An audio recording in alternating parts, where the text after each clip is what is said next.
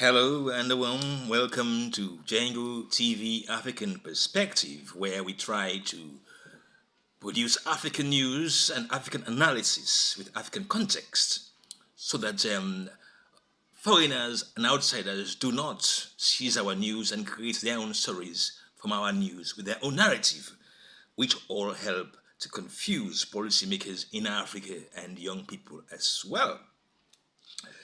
Today we want to talk about the petrodollar, the US dollar being the international currency, and what it now means when Saudi Arabia has pulled out of the petrodollar agreements they reached with the US government in 1974.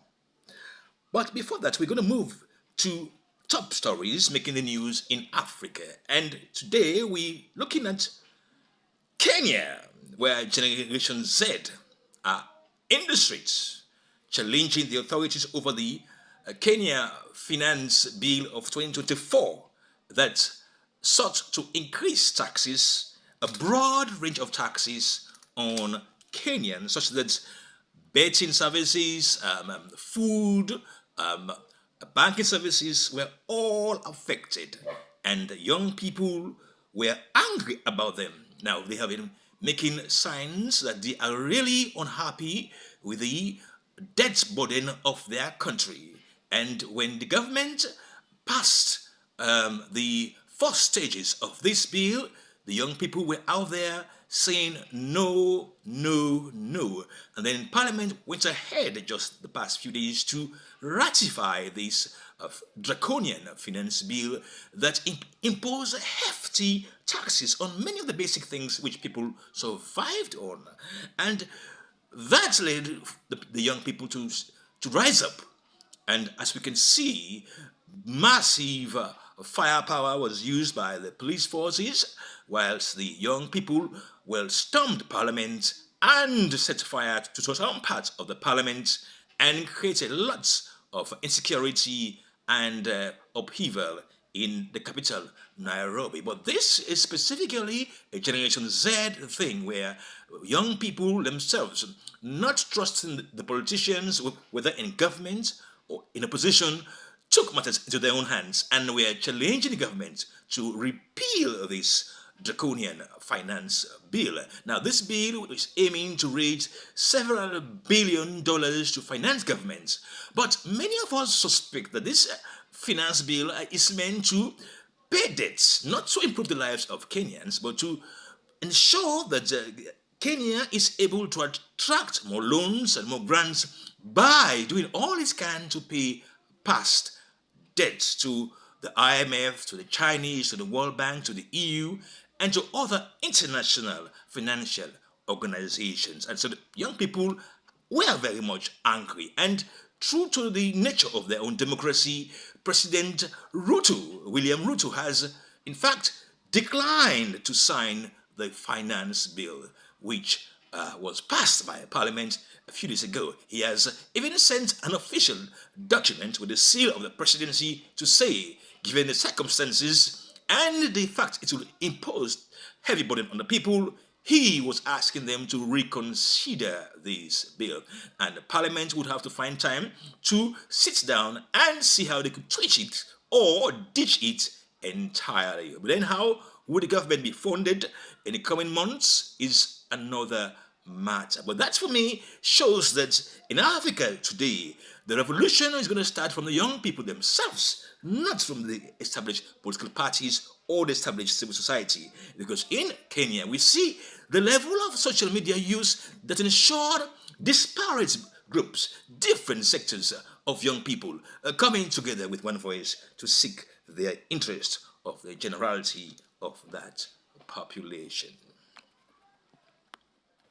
And we go to Sierra Leone, where in Sierra Leone, the president in that country, President Julius Maada Bio, has officially launched the first gas power plant in that country. And that power plant is going to be built by US government-funded grants to Sierra Leone. And it will cost a massive $12 million. This gas plant would be in the east of the city, which is normally called Kisii. And there, this gas plant would be established. It is said to create over 900,000 more consumers in the market, and it will generate a lot of employment for young people. Now, Sierra Leone is a country that is going through very terrible power problems. I mean, constant power issues is the definition of the Sierra Leone system. And this US government of $412 million project is sure to make an impact in the market, and it's going to be the first gas power plant in the country. For now, we are dealing with the power ship, which is a Turkish power ship.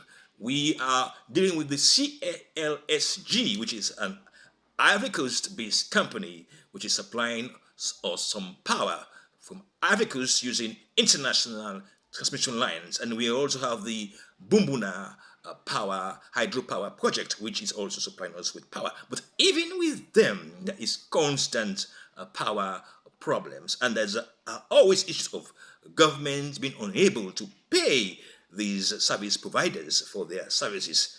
As of now, Sierra Leone has no thermal plants of its own, but dependent on a power ship and a company called the CLSG based in Abidjan that is supplying us with power in the country. And many are asking, why should we be for so long having known of our own thermal plants to generate our own power supply, but dependent on foreign companies and having issues with paying them when they are due for their services? So we hope to see progress in these fronts that will see gas-powered power plants built. And it's going to be built in the next 3 years, according to the US government and the government of Sierra Leone. This service will be done complete in the next 3 years. That's for Sierra Leone. And now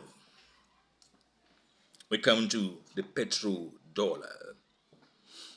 The international system is built in such a way that every country in recent memory, when they talk about foreign exchange, they're talking about their ability to attract the US dollar, because it serves as their reserve. It serves as their ability to be able to enter any of the international markets, whether in a neighboring country like, say, Uganda, nearer to Kenya, or Sierra Leone, neighboring Guinea. When you want to transact business, you find it difficult to transact between nations, even in Africa, using local currencies. But when you have the dollar, it becomes an attractive means of trade. So, in 1974, there was a deal signed between the US government and the Saudi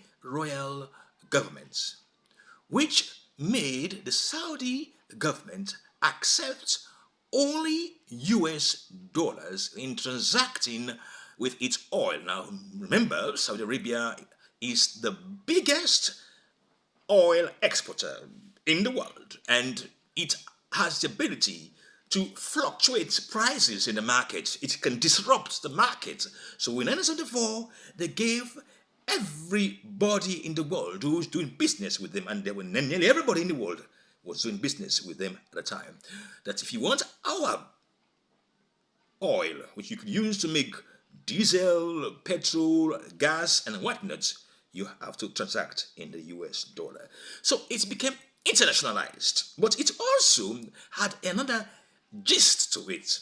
Now, remember, we were just coming out of colonial rule for most of us in the 60s, and in the 70s, we were, well, not necessarily outside completely of the shadows of colonial rule, but still having vestiges of colonial interest. Now, with the Europe at the time accepting themselves that the dollar is their own means of international transaction, that is, by then the British, who had many colonies, the French, the Italians, the Germans, The impact was that even Africa too was adopting the dollar as a means of transaction because their colonial masters have themselves adopted the US dollar. So gradually, this dollar became a massive means of transaction.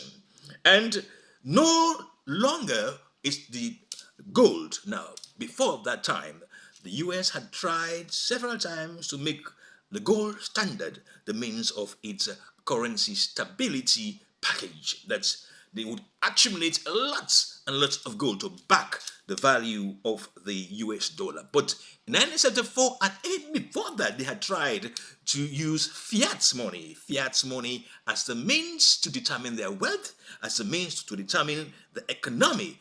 So it was simply reintroduced in 1974. Yes, reintroduced in 1974, where no longer is the currency backed by gold or by silver or any of these precious minerals, but on its own weight, on the weight of the American economy. Now we're seeing something going on that has to be highlighted. Why did Saudi Arabia decide to stop this deal, to sort of never renew this deal? Well, Russia and Ukraine, and the ability of the US government to use its US currency to impose sanctions to destroy economies became a wake-up call for many countries who are having lots of their debts in US dollars, namely Saudi Arabia being one of the countries that has billions of dollars in reserve in US dollars. And seeing the ability of the US to sanction Russia, you can no longer transact on our international transaction system, the SWIFT system. You can no longer use your banks to transact in dollars in the SWIFT system. I mean, the SWIFT is an international system based in Europe where every transaction from bank to bank is done easily and swiftly. And by kicking Russia out, they were simply saying, we want your economy to crash. Remember, the same thing was done to Zimbabwe. And up to this point, until recently, Zimbabwe is grappling with the issue of the stable economy because it cannot have access to the international system to transact business. But it has since backed its new currency with the gold standard. So the sanctioned nature of the US government destroys economies. And many of you would have realized that when the dollar is scarce in your market, it leads to hyperinflation because your local currency is in search of the dollar to do any form of international trade. I mean, to buy your import, to sustain your economy, to pay your debts. And when you do not pay your debts or you default on your debts, it becomes another catastrophe as creditors ramp up the pressure on your economy. We've seen it in Zimbabwe. That is a very powerful example. It's a warning they're saying. If you try to challenge us, challenge our policies and our interests, we will just withdraw the dollar from you and withdraw you as well from having access to the international system of dollar. So this major move by Saudi Arabia seems to be backing the fact that they can see what the US and its allies are trying to do to Russia.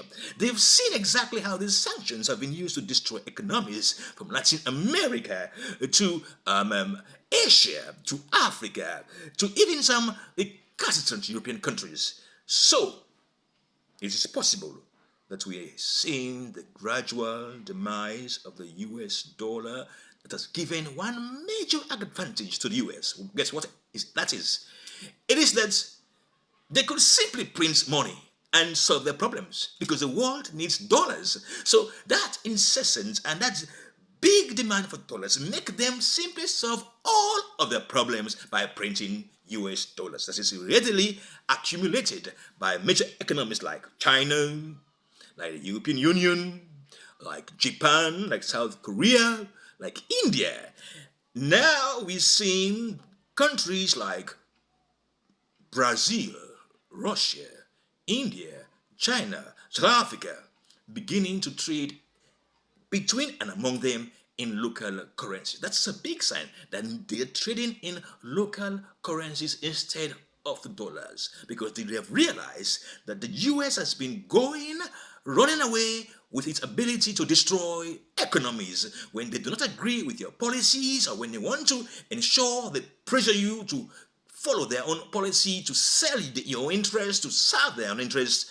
They simply use the dollar and sanctions to destroy your economy. Now, seeing these BRICS, as they call themselves, now doing trade in local currencies between and among them, it tells you that Africa has an opportunity now to begin also to accept the yuan, the ruble, the other currencies that are around there once you want to trade. If they are ready and willing to do bilateral currency swaps with you, say the Chinese, if they're in your country there, and they have a lot of business interests, and your own people there, your own business interests there, are also having lots of business in China.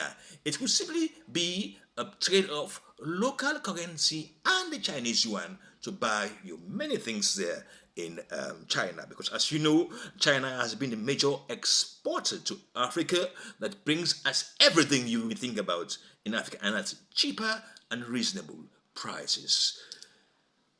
Could we be seeing the end of the dollar? It's not going to be an easy end of the dollar. You're going to see lots of instability, lots of powerful powers having issues between and among themselves. Because at this phase and at this rate that BRICS, that is Brazil, Russia, India, China, South Africa, and many others who've also applied and are going to gain membership this year, with that breakneck speed that we've seen them taking to de-dollarize, be sure that the US won't take it lightly. That they'll do everything in their power, every means possible, to ensure that their fiat money, that is just the dollar, the paper itself, continues to be the value for every country to invest in. For Africa, if you are having gold as a raw value on your ground for which you are allowing foreigners to come and exploit and give you pittance in royalty and cheap taxes, you have to reconsider. Central banks have to mine these gold reserves, these precious minerals, and keep them, because those gold, those silver, those diamonds are worth much more in future because they can back your currency. So if your currency wants to flatter, wants to fall, you could simply sell some gold, or you could simply parade to the business market that you have enough gold, enough diamonds to assure them that your money is stable. But if you continue to invest and keep your money in US dollars, then I think you're going to be susceptible to the US Treasury there in US interest rate rises. Now, some people are saying, well, our currencies are now stable. The inflation is much largely in control. You know what's happening?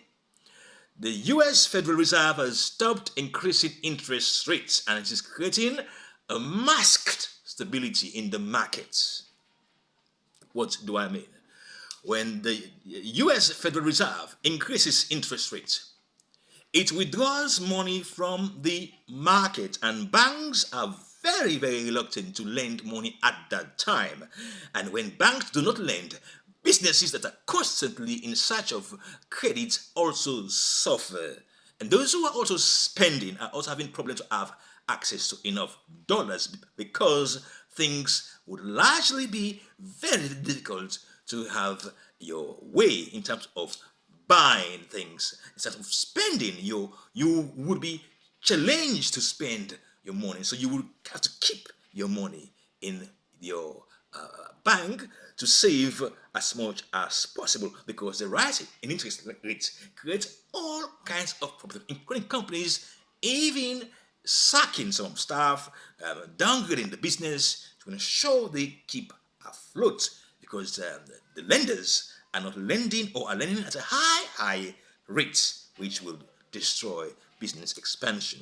And even those in the diaspora who send money to Africa would be hard-pressed to send their money at that time. So African countries who are having to experience this dollar going through interest rate rises have dramatic problems in servicing their imports. So it means a fewer dollar in the market, and then the high demand for imports, it leads to rapid price rises and rapid inflation in terms of your currency and in terms of your goods and services in the markets. So I'm not saying we should clap that the US dollar is in death throes. No, I'm saying we should begin to adopt policies as African leaders, as African policymakers that would mitigate this fall by beginning to produce policies that brings about local currency deals, trading with one another in our local currency, having a kind of a standard, or using alternatives in the euro, in the yuan, in the Japanese yen, in the ruble, and in the rupees as well. All of those can serve our very interests and will help largely to ensure fiscal stability and outside of the whims and caprices of U.S. Shenanigans and U.S. Federal Reserve troubles. My name is Cyril Jengo, and I am the presenter. My producer is Titus Kirego. I am based in Freetown, Sierra Leone, and he's based in Nairobi, Kenya. Thank you so much. I am asking you to share this video on YouTube to many of your circles, many of your friends, and to many of your institutions and policymakers, so it goes well. And please, please, please subscribe to Jengo TV. I am your ever reliable host, Sir Jengo, and my producer is Titus Kiregu. We say well done to you guys for having the time to go through this.